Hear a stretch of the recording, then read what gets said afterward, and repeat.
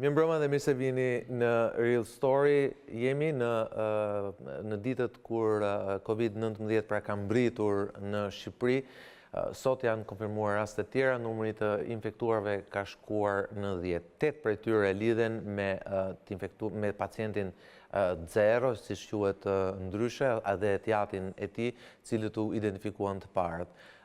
Pra janë 2 plus 6 të tjerë. Ndërkohë kemi edhe 2 raste tjera, një në Tiranë dhe një tjetër në Durrës. Situata sigurisht paraqitet kritike, përsa kohë dhe kryeministri i vendit sot deklaroi masa të tjera shtesë për të parandaluar përhapjen e virusit, i cili në vendin fqinj, pra në Italinë, vetëm në 24 orët e fundit ka shkaktuar mbi 100 të vdekur, duke e çuar numrin e viktimave në 631.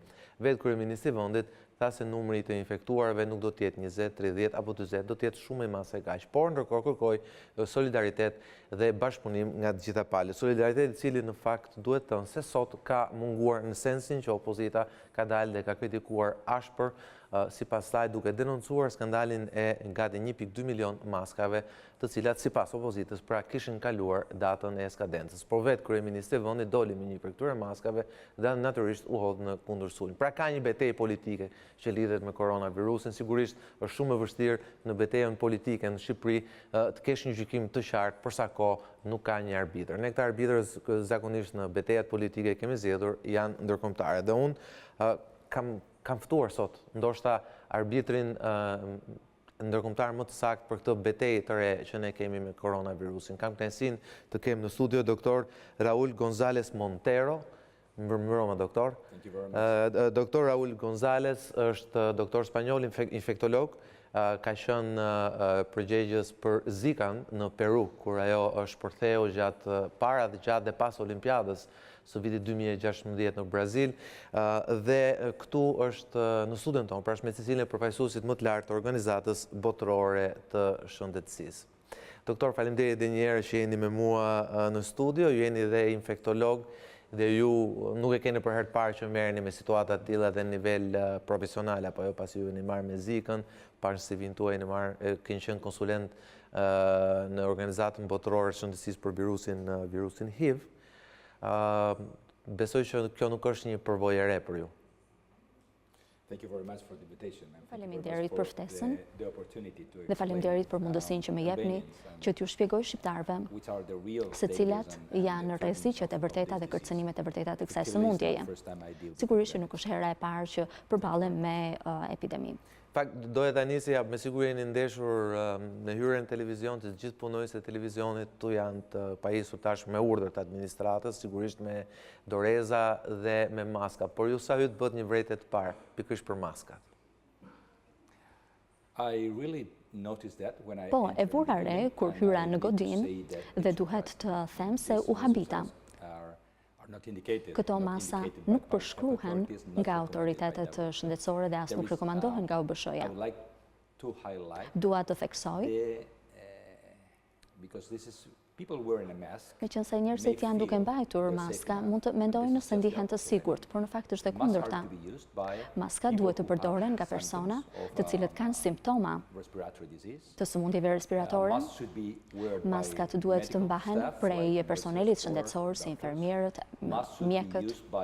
Duhet të përdoren nga oficerët e policisë në aeroporte dhe në pykat e kalimit kufitar, por jo nga njerëzit që punojnë në një godinë të tillë apo njerëzit në rrugë. Për sa i përket dorashkave, është edhe më qesharake, sepse po shikoj kameramanin me dorashka dhe ndoshta ai me ato dorashka më pas do të prek hundën apo syrin dhe ndërkohë kjo kamera më parë mund të ketë qenë e prekur nga persona të tjerë me duar të pa dorashka.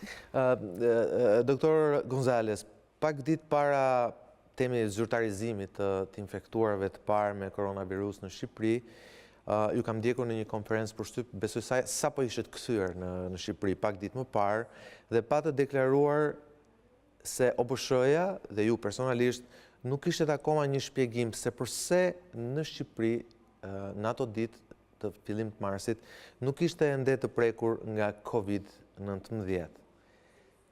A keni një shpjegim sot?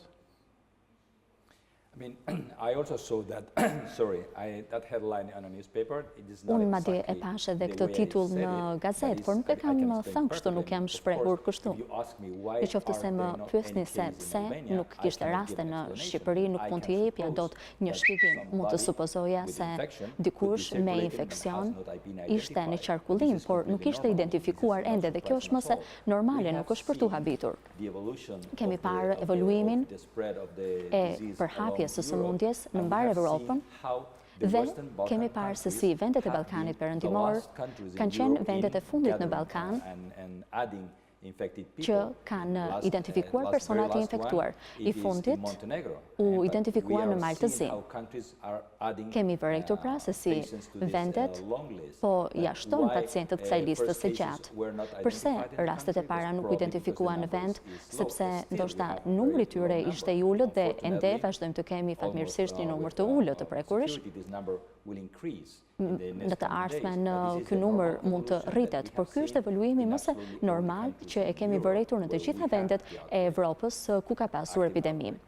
Një shpërthim aktiv. Ju përmendët që në fakt ky është një fenomen, pra i rasteve të zbuluara pak dhe me vonesë në të gjithë Ballkanin Perëndimor. Ju përmendët Malinezi, po mund të shtoj këtu Maqedoninë, por padyshim mund të shtoj dhe Kosovën, ku me sa di, unë akoma nuk ka një rast temi të infektuarit zyrtarisht. Por edhe vendet tjera si Serbia kanë patur të paktën në raste shumë pakta për të njoftuar. Nga ana tjetër, doktor Gonzales, të gjitha këto vende që ju përmendët, edhe ato tjera që përmenda unë, janë vende ku le të themi sistemet shëndetësore nuk janë temi më të mirat në botë.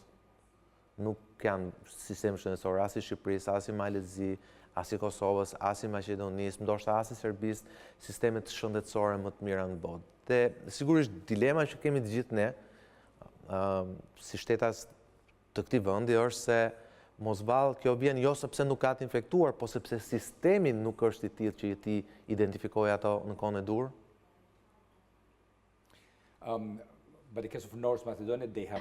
Në rastin e Maqedonisë së Veriut kanë identifikuar rastën dhe ende kemi Kosovën pas një rast dhe Malizi ku tani u identifikua rasti i parë dhe janë duke hetuar për rastet të tjera. Po shohim se ju thatë se këto sisteme nuk janë më të përgatiturit në Evropë, por ka dallime midis sistemeve të ndryshme shëndetësore, dallime mjaft të mëdha. Ka vende me sisteme shëndetësore të forta, sikurse është Italia, që kishte një sistem të fortë shëndetësor, dhe kemi këtë situatë që kemi. Më tepër se një mirë raste, një sistem i fortë shëndetësor nuk do të thotë që ecën paralelisht me numrin e rasteve të identifikuara. Më tepër lidhet me kapacitetin për t'u përgjigjur shprehjes së sëmundjes. Mund të them që Shqipëria, por edhe vendet e tjera të Ballkanit Perëndimor kanë kapacitetin për të identifikuar rastet dhe për të ngritur sistemin e survejancës dhe kanë një sistem survejancë të fortë. Ne kemi bashkëpunuar me qeveritë e shteteve të ndryshme dhe e dim se kapacitetet e survejancës dhe të identifikimit të rasteve janë të forta. Nuk mendoj që ka mungesë transparence dhe nuk mendoj që ka mungesë kapacitetesh në identifikimin e rasteve, sepse e kemi parë në orët e fundit që rastet janë identifikuar saktësisht dhe janë adresuar saktësisht. Ne përpiqemi që të shkëputemi nga teoritë komplotiste, nga lajmet e rreme, nga interpretimet e lehta. E dim që ka pak raste në disa vende dhe këto vende fatkeqësisht do të kenë një numër më të rritur të rasteve, por identifikimi i tyre nuk është paralel, nuk mund të paralelizohet me idenë se këto vende kanë sisteme të dobta. Doktor Gonzales, mund t'ju jap një shembull. Shohim vende në botë me sisteme të dobta shëndetësore, madje edhe vende të cilat kanë identifikuar shumë pak raste, por kjo nuk do të thotë se ato nuk dinë të identifikojnë rastet, por thjesht se dinamika e përhapjes së rasteve është ndryshme. Po, si mund të jetë një dinamike ndryshme e rastesh në Malin e Zi apo në Shqipëri, të cilat janë dy vende që jo vetëm kanë afëri gjeografike me Italinë, por janë praktikisht protektorate kulturore të Italisë. Pra, vende si Shqipëria dhe si Mali i Zi, ne praktikisht jo vetëm që kemi lidhje dhe kontakte të jashtëzakonshme, temi fizike me Italinë, le temi para pezullimit fluturimeve çdo javë nga Shqipëria shkonin e vinin mbi 12.000 pasagjerë vetëm nga linjat aerore, dhe ju flas me garanci absolute që njëjta gjë vlen dhe për Malin e Zi, dhe Mali i Zi është një vend që ka lidhje shumë forta me Italinë. Si ka mundësi që mund të ketë një temi fluks të ndryshëm të përhapjes smundjes nga Italia në krahasuar me Malin e Zi dhe me Shqipërinë, që janë dhe fshin gjeografik me të?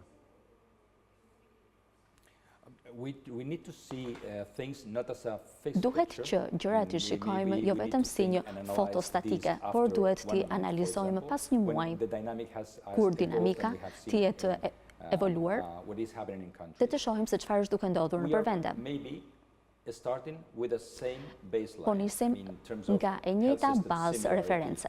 Kemi sisteme shëndetësore të ngjashme në Shqipëri dhe në Malë të Zi, po nisim me një bazë reference të ngjashmërive dhe në drejtim të marrëdhënies dhe të shkëmbimit të njerëzve me Italinë.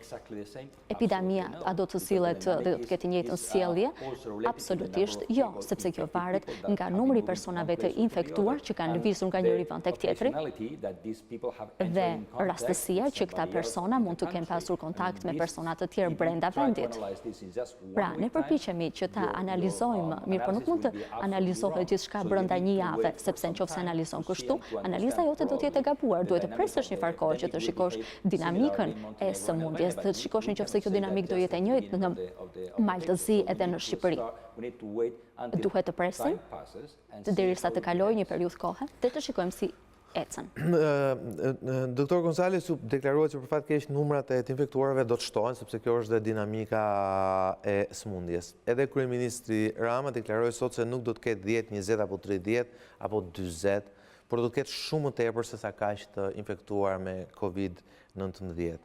A ka Organizata Botërore e Shëndetësisë një algoritëm që të përcaktojë parafërsisht se sa lart mund të shkojnë numri të infektuarve në Shqipëri? Kjo është mëse e mundshme dhe mund t'ju shpjegoj sepse.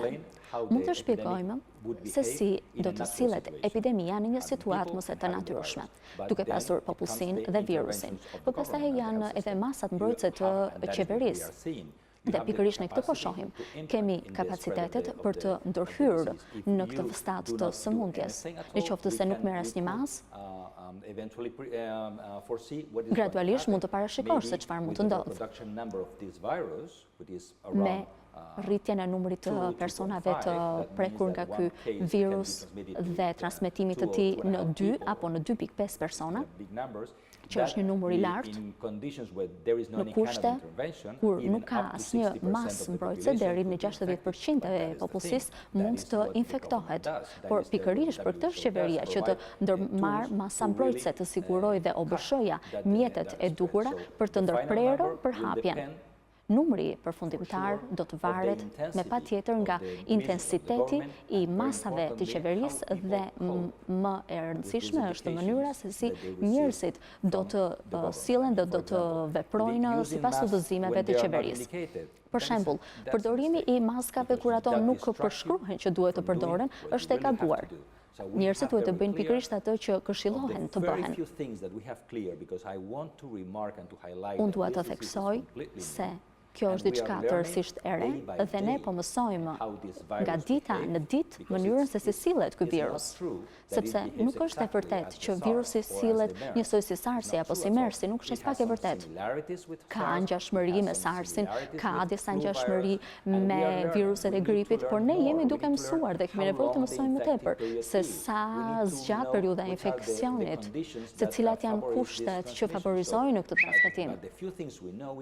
Ato pak gjëra që dimë janë se si mund të parandalohet, se si mund të ndalohet, dhe masat që janë marrë deri tani janë masat të efektshme, të tilla si njerëzit mos takohen për dorë. dhe të mbajnë një lloj distance nga njëri tjetri. Këto janë elemente thelbësore. Pra, nuk duhet të takohen me dorë, të përqafohen, të shmanget të ndenjurit e shumë personave brenda një ambienti të mbyllur, dhe këto me sigurisht të ta ndihmonte për ta frenuar. Në fakt, ajo që thatë ju është pak e frikshme kur folet për algoritmin. Unë kam lexuar edhe një studim edhe të mbështetur nga Universiteti Hopkins. Në fakt, ka edhe një grafik që ata e kanë temi publikuar që tregon pikërisht faktin që ky virus prapet në një mënyrë të shpejtë dhe le themi nëse grada e vdekshmërisë tij është nga virusi është një gjë, ka edhe një numër tjetër fatalitetesh që ky virus mund të shkaktoj për shkak të përmbytjes së sistemit me pacient. Pra, ky është grafiku që është numri i rasteve, poshtë është timeline, pra koha, pika 0 është pika e pacientit parë, vija e ndërprerë është kapaciteti i sistemit shëndetësor dhe padyshim pa masat mbrojtëse, pra pa ndërhyrjen e qeverisë dhe të reagimit e shoqërisë, mund shkoj numri i pacientëve mbi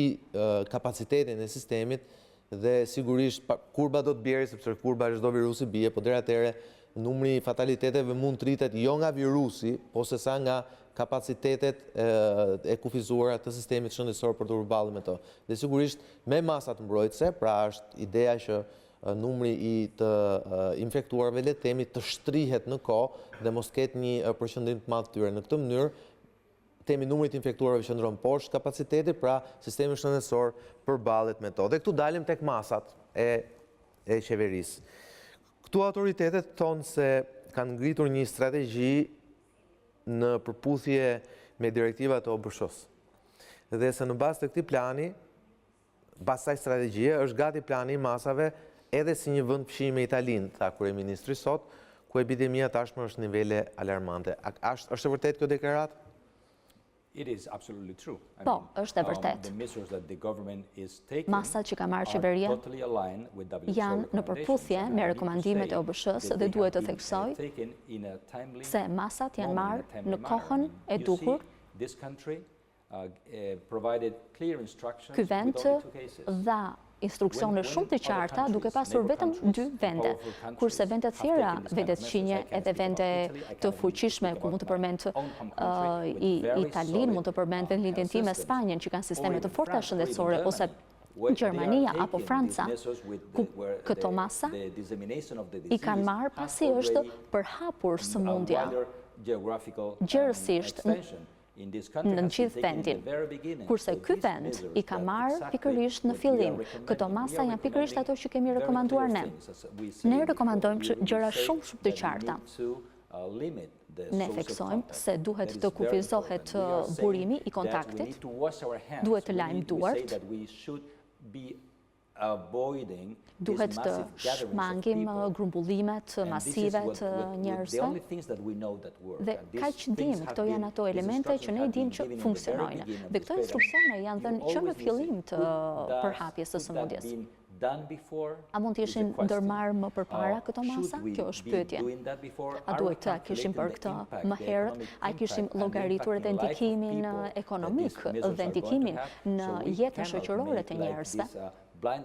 Ne nuk mund të hedhim hapa në mënyrë të verbër, por tani ishte momenti për të ndërmarrë këto masa, por nuk mund ta bllokojmë një vend kur ai nuk ka asnjë rast të infektuar, sepse kjo nuk do të ishte produktive. E kemi parë të zbatuar në vende të tjera dhe nuk ka funksionuar. Nevoja e masave duhet të ekuilibrohet me kapacitetet e vendit dhe me ecjen përpara të ekonomisë. Nëse njerëzit ngelen të papunë, nuk kanë para që të blejnë ushqimet, të paguajnë faturat. Prandaj duhet të rregojmë shumë të kujdesshëm në masat që marrin vendet. Tani përballemi me një situatë ekonomike në botë shumë të ngjashme me krizën e 2008-s. Cilat janë pasojat e kësaj? I ka llogaritur kush pasojat edhe në drejtimin shëndetësor të kësaj krize ekonomike që do të shohim në muajt në vijim? Pra këto janë ato çështje që qeveritë duhet i kenë parasysh kur marrin masat. Zoti Gonzales, Unë emisionin e parë, koronavirusit, ja kam kushtuar në 27 janarin e shkuar, pikërisht kur shpërtheu kriza në Itali. Dhe në fakt që atëherë edhe unë pata sugjeruar autoriteteve se ndoshta duhet mbylleshim fluturimin me Italinë për shkak të kontakteve të shpeshta, si dhe reduktimin apo dhe mbylljen e shkollave. Por vetëm sot pas dite janë pezulluar gjitha fluturimet me Italinë, dhe kjo pasi vetë Italia u vetë fut në karantinë, dhe po sot ka filluar ndërprerja e shkollave. Pra po flasim për gati më shumë se 2 javë. Nuk mendoni se autoritetet kanë vepruar pak me vonesë se sa duhet, apo nuk duhet që OBSH-ja të kishte ngritur alarmin më herët, apo ai ka ngritur alarmin më herët OBSH-ja këtu në Tiranë?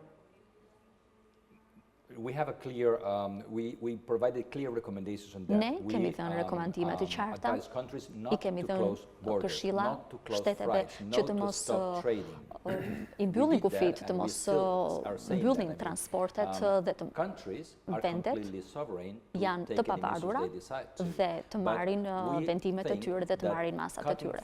Por ne mendojmë se ndërprerja e fluturimeve apo mbyllja e kufive nuk është zgjidhja.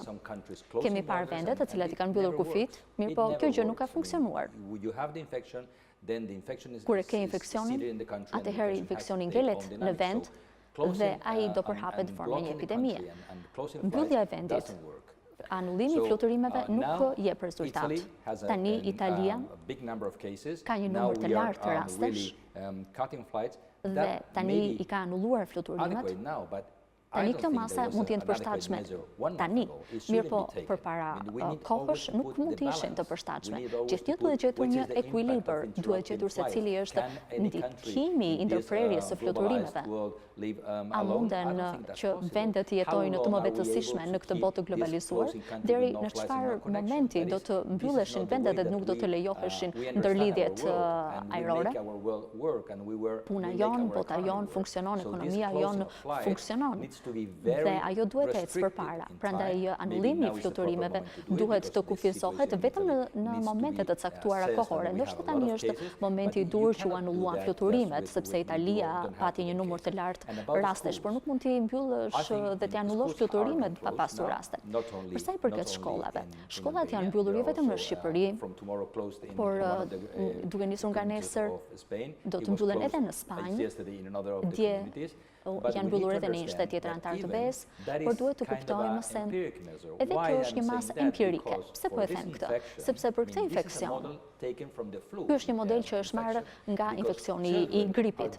Fëmijët janë bartësit dhe transmetues të gripit. Mirë po ne nuk kemi asnjë provë.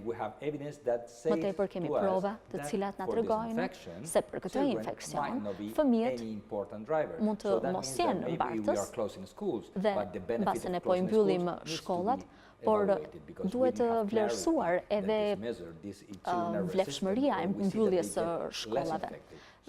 Dhe të shikojmë se sa pak do të preken njerëzit në këtë rast.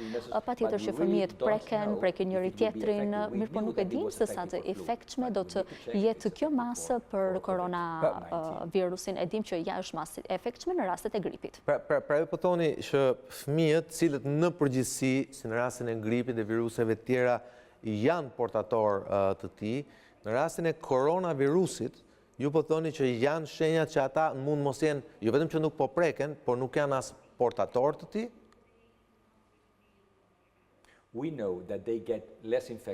Dim që ata infektohen më pak në shifra dhe kur infektohen e ka përcejnë më mirë dhe më lehtë. Por e dim që domethënë mund të preken, infektohen, madje edhe neonatët kanë qenë të infektuar. Po pse infektohen më pak? Kjo është një nga të panjohurat e kësaj sëmundjeje. E dim që fëmijët infektohen më pak dhe më rrallë se sa të tjerët. Dhe kjo pastaj shton ato teoritë konspirative për një virus I cili duket sikur jo thjesht ka dalë jashtë kontrollit nën kontroll, por që është tailor made, pra është një kostum I shepur për goditur themi moshat e thyra, cilat për shkak të rritjes cilësisë së jetës etj, sot jetojnë shumë më gjatë se sa më përpara, temi përfitojnë në mënyrë shumë gjatë, kthehen në një farë ngarkese financiare për arkat e shtetit, për pensionet, për pensionet private. Pra, në farë mënyre, COVID-19 na ka bërë pak konfuz në këtë drejtim. Aq më tepër Wuhani, laboratoret biokimike që gjenden në Wuhan, thuhet që edhe OBSH-ja ka laboratoret e saj në këtë Wuhan, pra gjithçka kthehet në një teori konspirative pothuajse të besueshme, Dr. Gonzales. Fatkeqësisht ne jetojmë në epokën e lajmeve të rreme dhe ka plot fushata të mëdha të modifikuara prej lajmeve të rreme, por realiteti është i ndryshëm. Zoonoza, siç kurse quhen këto sëmundje, janë ato të cilat provokohen nga infeksione që vinë prej kafshëve dhe kalojnë tek njeriu, dhe kemi shumë kohë që jemi të vetëdijshëm për këto situata. Dhe realiteti është tjetër nga këto teori konspirative. MERS-i ka qenë një virus, edhe SARS-i ka qenë një virus dhe është një virus që jeton tek kafshët. Edhe HIV ishte një virus që jetonte tek kafshët dhe ka përcjell tek njeriu. Pra realiteti është shumë i thjeshtë. Përse për e këtë moshuarit, apo pse për keqësohen, këtë jemi duke e studiuar. Po të shikosh... Ja, mund të shikojmë ndërkohë dhe tabelën prapë Institutit Hopkins, Universitetit Hopkins, që flet për goditjen shkallën e vdekshmërisë tek moshat. Shikoni po. Pikërisht këtu mund të shikoni se rritet nga mosha 50 vjeç dhe mbi 80 vjeç ka më tepër se 15% mundësi që personat të humbin jetën. Pse ndodh kjo?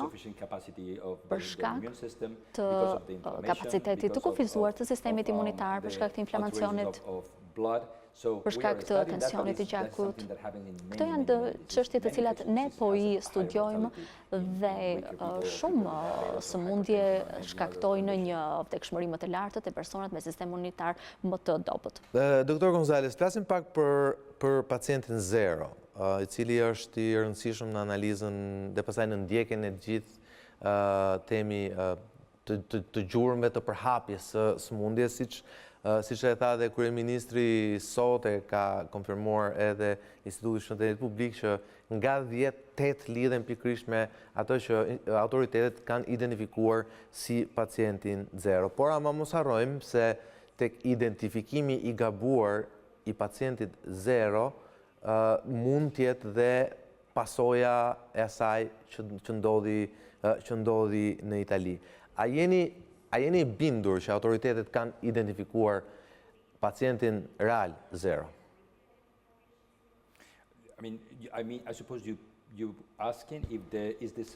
Atëherë ju po pyesni që a është e mundshme që mund të ketë pasur persona të tjerë që nuk janë identifikuar ende. Po, është mëse e mundur, është mëse logjike. Ne kemi identifikuar këtë person, këtë pacient që kishte simptoma, i cili bëri edhe vetë deklarimin, dhe kjo është një mënyrë që ne i këshillojmë publikun. A është e mundur që personi i infektuar të ketë qenë në Shqipëri më përpara? Patjetër që është e mundur. Ne tani në Spanjë llogarisim se është e mundshme që në kohën se mund të kishte një muaj më përpara identifikimit të rastit të parë që infeksioni vërtitej në vend. Përpara se sa të identifikoj rasti parë në Wuhan, a ekzistonte ky infeksion në treg? Tregu funksionoi si një amplifikues dhe rastet e para nuk janë identifikuar domosdoshmërisht në treg, por diku tjetër. Me siguri që njerëzit kanë qenë duke qarkulluar më përpara, duke lëvizur më përpara në vend, përpara se sa të identifikojë personi i parë, dhe kjo është mëse normale në sëmundjet infektive. Çfarë do të ndodhte në qoftë se një person i identifikuar vjen nga Gjermania, Spanja, Italia, nga cili do vend, apo nga Irani?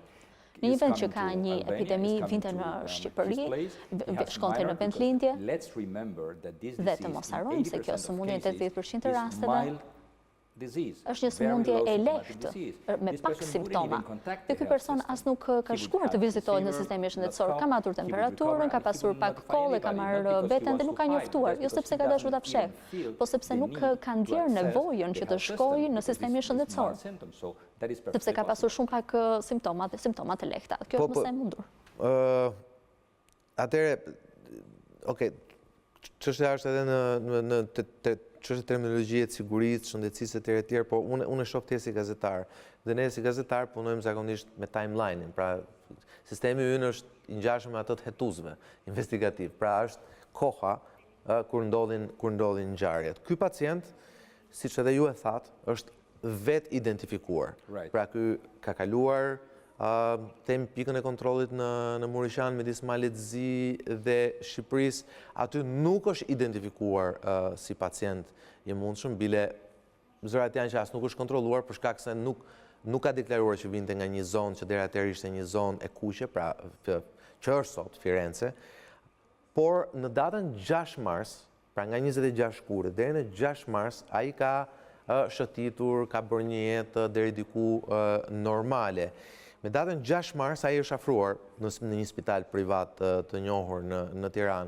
Atëherë, si mund të flasim që autoritetet kanë identifikuar dikë, kur në fakt ai është vetë identifikuar, zoti Gonzales? Identifikim nuk do të thotë që e kërkon sistemi shëndetësor dhe diagnostikon. Por identifikim do të thotë që të kesh rastet e identifikuara, dhe cilat janë masat që ne si OBSH rekomandojmë për të ulur ndikimin, vetëm temperatura është e padobishme. Pse nuk vlen vetëm matja e temperaturës? Unë mund të mos kem temperaturë, por edhe po të kem temperaturë dhe nuk dua që të kem ndonjë problem, mund të marr thjesht një qetësues, mund të marr diçka për një antipiretik për temperaturën. Por duhet të kombinuar temperatura me vetë raportimin, që është një element shumë i rëndësishëm, dhe identifikimin vizual prej personelit shëndetësor në pikat e kalimit kufitar. Ti duhet i marrë disa masa kur dyshon se mund të hyjnë persona të infektuar me anë të kufirit. Nga ana tjetër, persona të infektuar mund të jenë në fazën e inkubacionit dhe ata edhe është e pamundur që kapacitetet shëndetësore ta identifikojnë në këtë person. Duhet kuptuar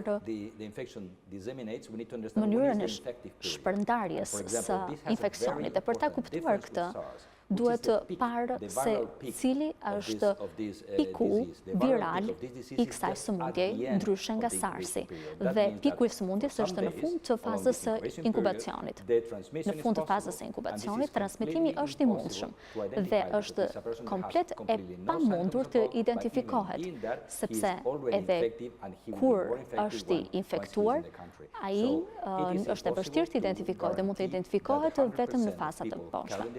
Një pjesë e madhe e personave me koronavirus do të jenë të vështirë për të identifikuar dhe nuk ka një masë që mund të ndihmojë ty ta identifikosh në fazat e hershme. Një sjellje e tillë ngjan më shumë me gripin sesa me SARS-in. Sepse piku viral, ku ne kemi më tepër viruse në trupin tonë dhe kemi më tepër kapacitet për ta përhapur sëmundjen, ndodh pikërisht në periudhën e fundit të inkubacionit. Dhe për 2-3 ditë, përpara se sa të shfaqen simptomat, ti ke mundësinë që ta shpërndarsh sëmundjen.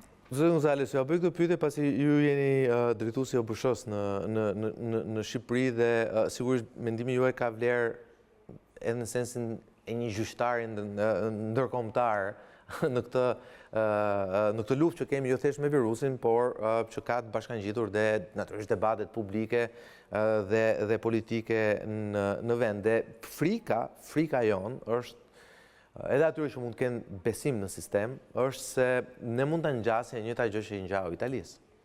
Pra sa shanse ka që ne të përjetojmë një skenar që përjeton Italia, e cila sot ka një sistem shëndetësor që thuajse është gjunjëzuar para virusit.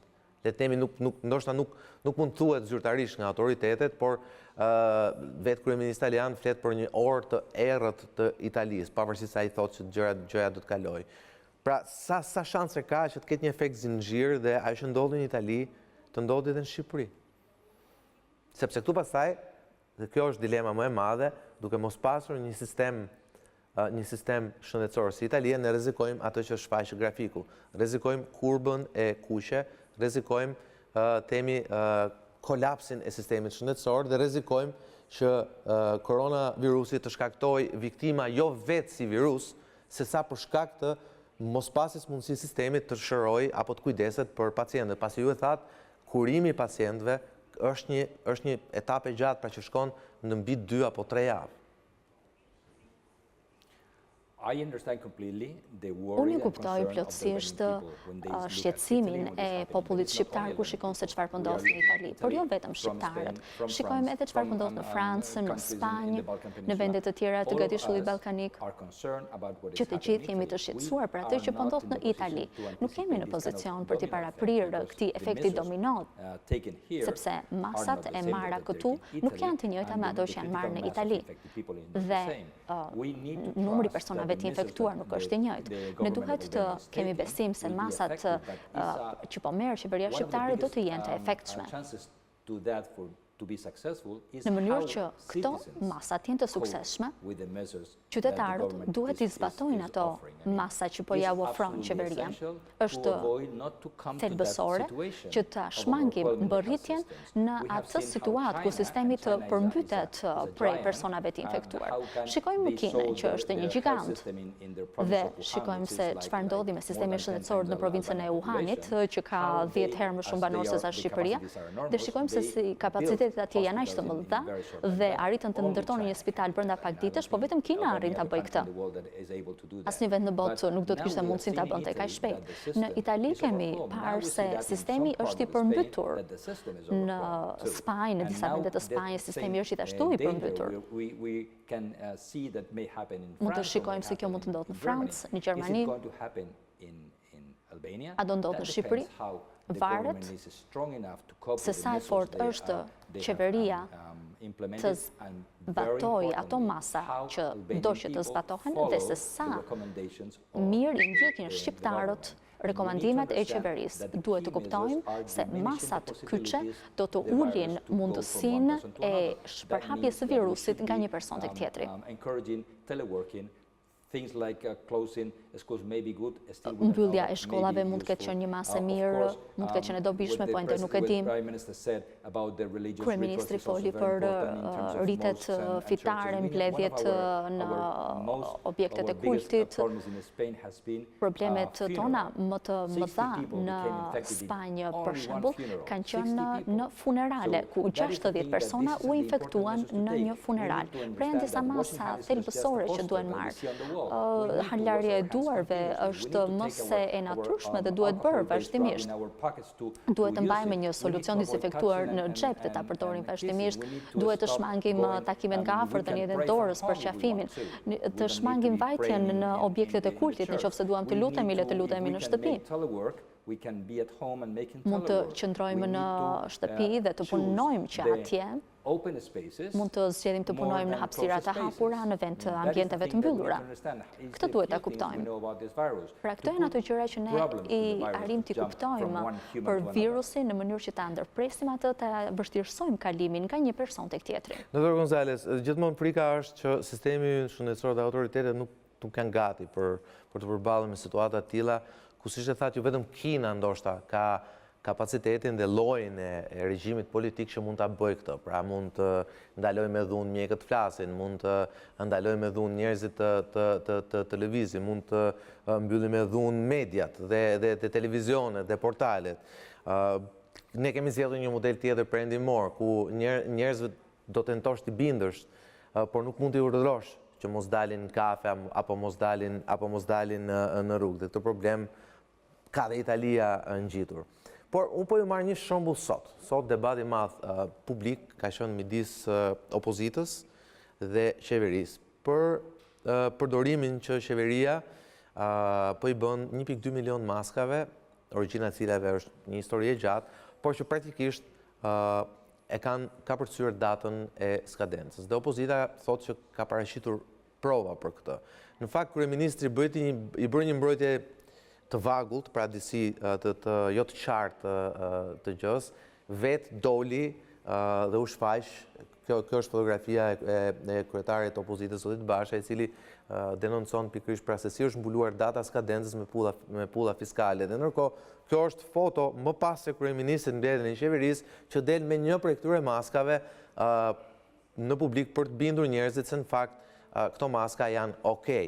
Dhe tani u bëj një pyetje. Unë e di opinionin tuaj për maskat, e pasi e thatë në fillim të programit, po do t'ja besonit ju shëndetin tuaj personal, zoti Gonzales, kësaj maske?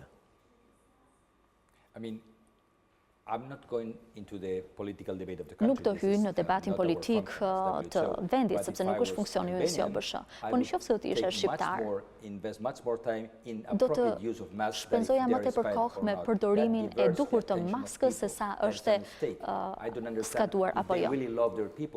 Unë nuk e di përse divergon në këtë mënyrë, pse drejtohet në këtë drejtim ky debat për të folur për skadimin apo mos skadimin e maskave. E rëndësishme është mënyra se si mbahet maska. E rëndësishme është të thuhet mënyra e përdorimit të këtyre maskave se sa datat e skadencës së tyre.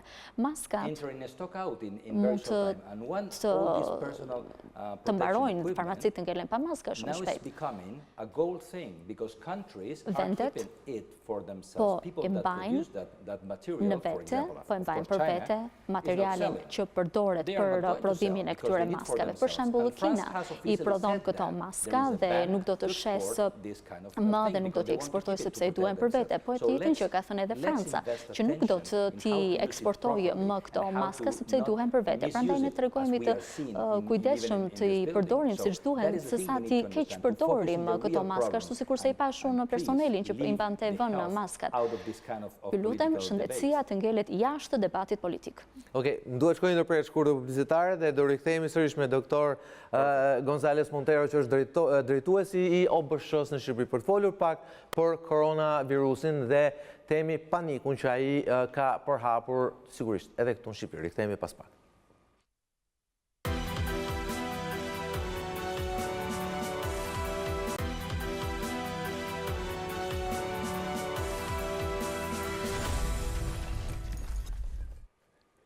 Rikthehemi program në RealStory, jemi live me doktor Raul Gonzales Montero, përfaqësuesi i lartë i Organizatës Botërore të Shëndetësisë në Shqipëri, pra është organizata e cila mbikëqyr shëndetin kryesisht publik në të gjithë globin. Doktor Gonzales, do doja të bëj një pyetje të fundit për sa i përket temi informacioneve që keni lidhur me përgatitjet e autoriteteve shqiptare për të përballur me krizën. Sot kryeministri ka shpallur masa të tjera, ka qenë le të themi më i shqetësuar dhe më shqetësues në tonin e tij kur ka folur për mënyrën se si njerëzit duhet të reagojnë ndaj kësaj betejë të re me cilën përballet vendi. Ai foli për kufizim të lëvizjeve, për kufizim të temit të evenimenteve publike, baret, restorantet. Në restorante ka kërkuar kufizimin e tavolinave në respektim të distancës që është sugjeruar nga OBSH-ja. Është shpallur një vend që mund të jetë potencialisht karantina, një shtëpia e ushtrisë në plazhin e Durrësit. Mendoni që Shqipëria është gati për skenarin më të keq, le të themi? Dhe skenari keq është ai që thatë ju, që mund të shkojë deri në 60, apo siç thuhen disa raporte të tjera që 70% e popullsisë të infektohet në një formë ose një tjetër nga virusi COVID-19. Kjo pyetje ka një përgjigje të lehtë. Asnjë vend i botës është i përgatitur të përballet me skenarin më të keq. As Kina, as Shtetet e Bashkuara, as Kanadaja nuk janë të përgatitur për të përballur me diçka të tillë, me 60% të popullsisë të infektuar. Pikërisht ne këtë duam të theksojmë, kapacitetin e vendeve Ky kapacitet po sfidohet prej numrit të rasteve. Sistemi italian, a është i fortë sa ç'duhet? Të gjithë do thoshim po. Sistemi spanjoll, a është i fortë sa ç'duhet? Po. Në qoftë se kemi 6 raste në rregull për Balla, në qoftë se kemi 600 raste, duhet parë. Në qoftë se kemi 60.000 raste, kemi marrë fund. Pra, asnjë vend në botë nuk është i përgatitur për skenarin më të keq. Vendet duhet të marrin masat e hershme për të shmangur pjesën e parë të grafikut që po tregonit ju.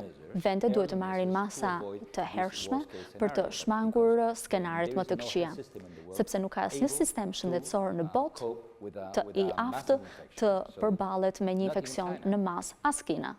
Doktor Gonzales, të paktën nga unë ndjek me shumë vëmendje zhvillimet në Itali në muajin e fundit. Dhe shpesh herë atje edhe nga përfaqësues të OBSH-s në Itali, që sot këshillojnë nga afër dhe kryeministrin italian, flitet që ka një ngjashmëri midis sistemit shëndetësor të Koresë së Jugut, që është vendi i dytë për nga pasojat, me sistemin italian. Pra, flitet për dy sisteme shëndetësore shumë ngjashme, të dyja shumë të zhvilluara. E megjithatë, një gjë tjetër është Korea e Jugut dhe një gjë tjetër është Italia. Pra, cilat janë këto leksione që ne duhet nxjerrim në mënyrë që të mos bëjmë gabimet që bëri Italia. Pra, çfarë bëri Korea e Jugut më mirë se Italia, e thon më thjesht? Ende nuk e dim. Kemi një mision të rëndësishëm në Itali që po nxjerr një raport i cili do të jetë i disponueshëm në ditët në vazhdim, njësoj siç kemi raportin për Kinën, kemi një raport të mirë të asaj që ka ndodhur në Kinë, do të kemi edhe një raport të ngjashëm lidhur me përhapjen e sëmundjes në Itali, i cili ende nuk është gati. Duhet kuptuar se edhe në vendet e zhvilluara, dinamika e infeksionit mund të jetë e ndryshme. Mund të prek grup mosha të ndryshme, zona ku kapacitetet shëndetësore janë të ndryshme. Në Korenë e Jugut dhe në Itali kemi një numër të ngjashëm personash të infektuar, megjithëse në Itali kemi një numër ende më të madh kohët e fundit, por duhet të kuptuar se pse përhapja e sëmundjes ka qenë më e shpejtë, dhe pse numri i vdekjeve është gjithashtu më i lartë. Akoma nuk e dim këtë, jemi duke e studiuar. Se në fakt, zoti Gonzales, duket që edhe OBSH-ja vetë është kapur pak në një situatë të papërgatitur. Pse e them këtë?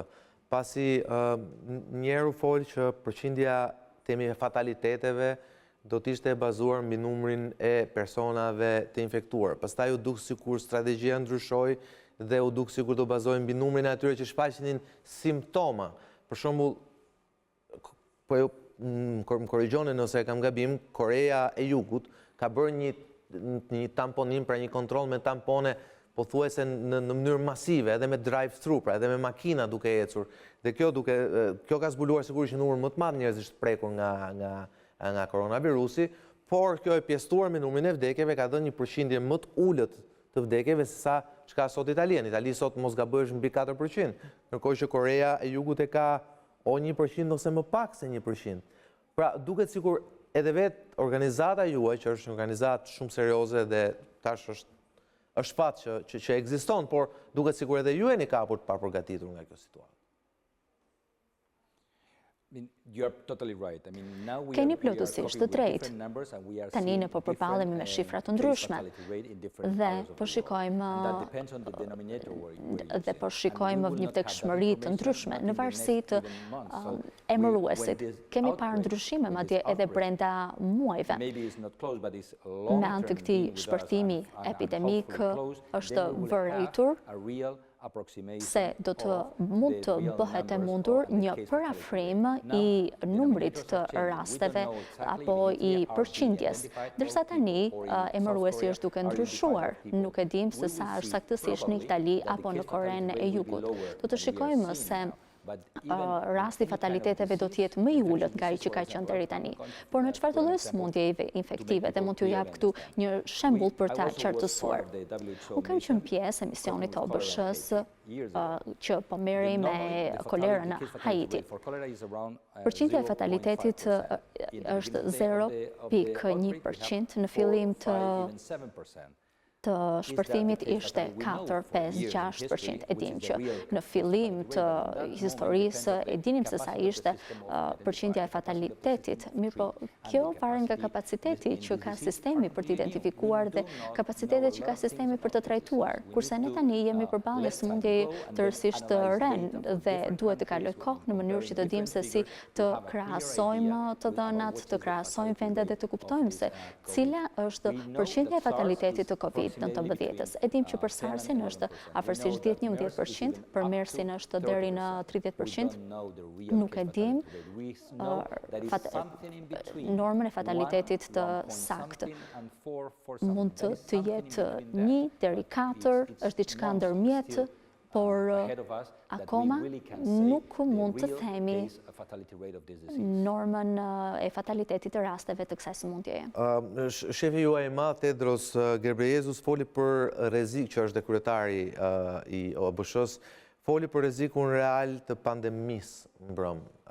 Studimet të Universitetit Hopkins, por të mbështetura dhe nga La Sapienza dhe Universitetet tjera serioze flasin për ato skenaret që mund shkojnë deri në 70% të infektimit popullsisë globale dhe potencialisht në skenarin më të keq deri në 100 milion veta të vdekur. Mos gaboj unë, murtaja e 1918-s shkaktoi disa milion të vdekur në botën e asaj kohe dhe u quajt një tragjedi botërore. Dr. Gonzales, a duhet kemi frikë?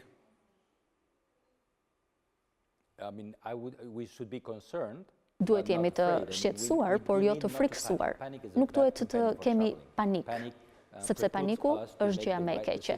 Sepse nëse nuk e kemi këtë panik, do të marrim vendimet e duhura. Në një situatë mëse të natyrshme, kjo sëmundje do të kishte infektuar një përqindje të lartë të komunitetit, gati 60%, por ne dim se çfarë duhet të bërë për të ndërprerë transmetimin. E dim tani saktësisht dhe kjo është që të fitojmë kohë. Duhet ta ndërpresim transmetimin brenda vendit nëpërmjet masave që janë diskutuar gjerësisht, janë përmendur sikurse është distanca mes njerëzve, mbajtja një higjiene të pastër, sa herë që kollitemi apo të shtim, larja e shpeshtë të duarve. Na duhet kohë për të nxjerrë vaksinë, na duhet kohë për të nxjerrë antiviruset të cilat janë specifike dhe eficiente për këtë sëmundje. Kemi nevojë për kohë, sepse vaksina nuk do të jetë e disponueshme për përdorim komercial edhe në situatën më të mirë dhe do të dojë më tepër se një vit që të jetë e disponueshme. Me gjithë investimet që po bëhen në këtë fushë, me dinamikën e vaksinës, me atë që ne konsiderojmë fazat që i duhen vaksinës derisa të dalë, me të provave klinike me persona të vërtet, do të dojë kohë pra që të dalë një vaksinë saktë. Na duhet kohë. Dhe kohën e fitojmë duke zbatuar këto masa të ruajtjes distancave. Në fakt, çështja e vaksinës është kinezët duket sigur po tentojnë ta bëjnë më shpejt, po sigurisht OBSH-ja është ajo që ka fjalën e fundit. Ndërkohë, shefi i madh i OBSH-s Ghebreyesus foli edhe për një virus që mund të përmbahet, por sa kohë që nuk njihet dhe kur nuk ka një vaksinë, si mund të përmbahet një virus i tillë? Okay, can you repeat the question, please? Pra, shefi i madh i OBSH-s Ghebreyesus foli tak. Yes. I mean, we can contain a pandemic, we can contain. A virus we can control. Pra këto janë fjalitë që e përdori në anglisht. Pra një pandemi që mund ta kontrollojmë, një virus që mund ta mbajmë nën kontroll. Po si mund mbahet në kontroll një virus që nuk e njeh dhe për cilin nuk ka një vaksinë? We know some of these virus. We know, Ne njohim disa viruse, ajo që dim për këtë virus na tregojnë se nuk është tepër ndërlikuar për të nxjerrë një vaksinë.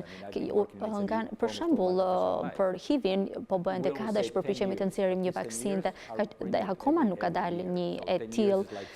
Mund të themi mund të duhen 10 vjet për viruse të caktuara, mirë po për këtë virus kompleksiteti është më i vogël, por edhe në skenaret më të mira, sepse po ndjekin po të njëjtën platformë që është ndjekur edhe për viruse të tjera, por edhe për skenare më të mira, ne nuk mund ta nxjerrim vaksinën në më pak se një vit. Prandaj e rëndësishme është të merren masa për të ndërprerë transmetimin. A mund ta zhdukim? Absolutisht jo. Do të jetojmë ne për vite. Ajo që na duhet është të ndërpresim transmetimin. Dhe këtë po përpiqemi të bëjmë dhe të kemi kohë, të japim kohë vetes për të nxjerrë me një vaksinë të efektshme pas një viti apo më tepër. Dhe një herazi do të krijojmë edhe antiviral. Në të kaluarën viruset ishin shumë të vështira për të trajtuar, kurse sot është një situatë të krejtë ndryshe, ne mund të kurojmë hepatitin C, HIV-in e mbajmë në fazën latente, kemi kapacitete për të krijuar barna antivirale të cilat janë të efektshme. Tani madje ka medikamente të cilat po hetohen dhe për cilat po bëhen kërkime dhe që janë specifike për virusin. Nuk e dieni nëse do të jenë të efektshme, edhe me ato antivirale që jemi duke i përdorur për vite të tëra. Tani po i përdorim për sëmundjet, duke krijuar shpresën që do të mund t'i kurojmë. Pra, ne punojmë në mënyrë që gjërat të përparojnë edhe të ecin sa më shpejt, por edhe për të ecur shpejt, ke nevojë për kohë dhe për këtë duhet të marrësh patjetër masat parandalluese. Doktor Gonzales, nga presidenti Trump, por dhe studiues tjerë kanë folur me shpresë dhe optimizëm se temi ngrohja e motit mund të sjellë edhe një reduktim të përhapjes së virusit, për shkak se viruset thuhet që nuk i rezistojnë temperaturave të larta. Por ama, studimet tjera shkencore me koronavirusin flasin për skenar të frikshëm, që ndoshta nuk duhet presim përmirësime jo në prill e në maj, po ndoshta as në shtator. Bile ka të tjera që flasin që ndoshta edhe pa vaksinë, po ndoshta situata mund të ketë një përmirësim vetëm nga viti 2021. Pra duhet kemi shpresë tek afrimi i pranverës dhe i motit të ngrohtë? Fatkeqësisht vetëm presidenti Trump e thot këtë dhe jo kërkuesi shkencor. Në qoftë se kërkuesi shkencor do ta kishte thënë, do të kisha më tepër besim. Duhet një konfirmim i mbështetur në prova. Shumë viruse respiratore sillen në këtë mënyrë. Ato janë sezonale. Por nuk kemi një perspektivë, nuk mund të bëjmë dot një parashikim, sepse nuk kemi një historik të këtij virusi, që të na tregojë se me përmirësimin e motit gjërat do të përmirësohen. Mund të shpresojmë, por nuk ka prova të sakta se si ky virus do të sillet me ngrohjen e motit. Kam vetëm një pyetje të fundit për ju. Cili është roli i OBSH-s në ndihmë të autoriteteve shqiptare në përballimin e kësaj krize? Ne i mbështetim vendet në shumë aspekte. Kemi aspekte të qarta të punës. Ne mbështesim vendet që të zhvillojnë apo të ruajnë kapacitetet e tyre laboratorike. Ne po mbështesim laboratorët, sikur se thash, dhe e dim që laboratori në Institutin e Shëndetit Publik është e certifikuar dhe përballon këtë situatë. Ne ndihmojmë qeveritë për të bërë plane dhe për të parandaluar shpërthimet epidemike. Kemi pasur kontakte të afërta me qeveritë në të gjithë rajonin e OBSH-s për Europën, në mënyrë që të ndiqen të gjitha rekomandimet e OBSH-s. Ne i mbështesim vendet që të zhvillojnë kapacitetet e tyre të survejancës, që ta kuptojnë të gjithë. Kapacitet survejancë do të thotë që të kuptojë se çfarë ndodh me përhapjen e sëmundjes. Ne i ndihmojmë qeveritë që të përcaktojnë masat për bllokimin e transmetimit. Pra kjo është ajo paketë që shërben për të identifikuar, për të diagnostikuar, për të bërë survejancën e duhur dhe që është më e rëndësishme, sepse kemi mësuar shumë prej Kinës, është të shpërndahet informacioni. Nga çdo vend të merren të dhëna reale në mënyrë që të kemi një panoram të plot. Dhe qeveria shqiptare ka bashkëpunuar me OBSH-n që në çastin e parë. Mund të themi se puna jonë me qeverinë shqiptare ka qenë e shkëlqyer në këtë drejtim. Doktor Raul Gonzales Montero, profesor i lartë i OBSH-s në Shqipëri, faleminderit shumë që ishte me mua sonte në RealStory. My pleasure, really. Kënaqësia ime. Ishte kënaqësi, natyrisht me informacione që lidhen me Shqipërinë, por edhe jo vetëm për këtë virus i cili ka futur në panik gjithë botën. Por do rikthehemi në pjesën e tretë, do të jemi me ministren e Shëndetësisë Ogerta Manasirliu për situatën, për akuzat, pra ta bëjmë pak bisedën më lokale, për përgatitjet e autoriteteve për këtë virus i cili, siç e tha dhe kryeministri sot, pritet që të shkaktojë edhe më shumë të infektuar. Por për herë të parë do ju sjellim edhe një debat fort që është zhvilluar sot midis autoriteteve amerikane në shtetin e Maryland dhe atyre turke në aeroportin e Stambollit. Pse? Arsyeja është një paciente shqiptaro-amerikane. Amerikanët tonë se ajo e ka sjellë virusin nga Stambolli. Ndërkohë, Stambolli ka çuar gishtin në Tiranë. Pas pak me Ogerta Manasirliu, që qëndroni me ne.